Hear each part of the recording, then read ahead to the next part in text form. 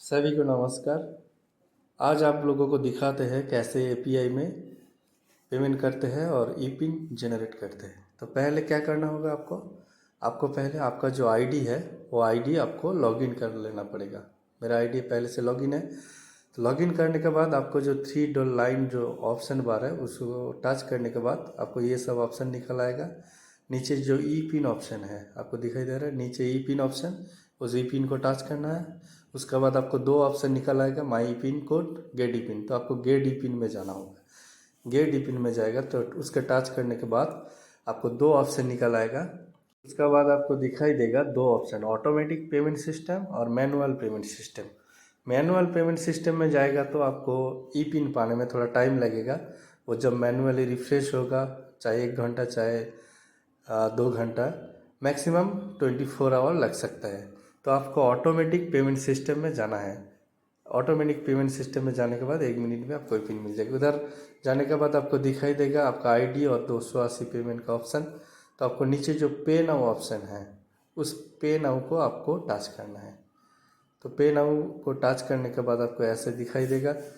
मेरा फ़ोन पे है इसलिए ऑटोमेटिक सिलेक्टेड है।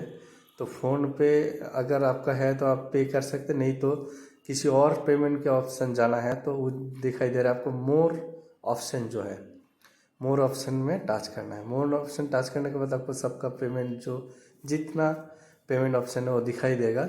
आप इससे किसी को एक को भी सिलेक्ट कर सकते हैं। हम फ़ोन पे सिलेक्ट कर लिया, फिर फ़ोन पे है मेरे फ़ोन में, तो आपको थोड़ा वेट करना पड़ेगा।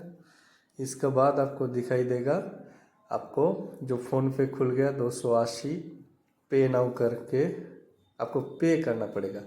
तो इधर आपका फ़ोन पे में खुल गया। फ़ोन पे में आपको नीचे जो दिखाई दे रहा है पे ऑप्शन, पे 280, तो 280 में टच करना होगा। टच करने के बाद आपको जैसे टच करेगा आपको, और जो पिन है, पिन देने के लिए आपको पेज खुल जाएगा। आप फ़ोन पे चाहे गूगल पे जो ट्रांजैक्शन करने के समय जो आपको जो पासवर्ड होता है, पासवर्ड जो देते हैं, तो आपको ऐसे पासवर्ड देना पड़ेगा। पासवर्ड देने के बाद आपको ठीक करना होगा। ठीक करने के बाद आपको जो पेमेंट है वो हो जाएगा। थोड़ा वेट करना है तो थोड़ा वेट भी कर सकते हैं। इसके बाद जब ये दिखाई देगा पेमेंट सक्सेसफुल हो गया, तो थोड़ा वेट करना पड़ेगा, सब ऑटोमेटिकली ले लेगा आपका। देखिए आपका सक्सेसफुल हो गया, दिखा दिया पेमेंट सक्सेसफुल। उसका बाद भी थोड़ा आपको वेट करना पड़ेगा, क्योंकि वेट करने के बाद आपको ये थैंक यू पेज आएगा। थैंक यू पेज जितना टाइम तक नहीं आएगा आपको वेट करना पड़ेगा। आपको चाहे 2 मिनट लग सकते हैं, 5 मिनट लग सकते हैं, आपको वेट करना पड़ेगा। ये थैंक यू पेज आएगा तब जाके आपका जो प्रोसेस है वो कंप्लीट हुआ, नहीं तो नहीं हुआ। ये थैंक यू पेज आने तक आपको वेट करना पड़ेगा। उसका बाद आपका आईडी जो है, आईडी पे ऑटोमेटिकली ई पिन चला जाएगा। उसका बाद फिर आपको आईडी लॉगिन करना पड़ेगा एक्टिव करने के लिए। ई पिन चला गया, आपको आईडी को एक्टिव करना है। पहले लॉगिन कर लीजिए आईडी और पासवर्ड डाल के। आपका आईडी लॉगिन होने के बाद फिर आपको जो 3 लाइन जो ऑप्शन बार है उधर टच करना पड़ेगा ऊपर। टच करने के बाद फिर ई पिन जो ऑप्शन आएगा आपको दिखाई देगा, ई पिन में टच करना होगा। उसके बाद माई ई पिन कोड में जाना पड़ेगा आपको।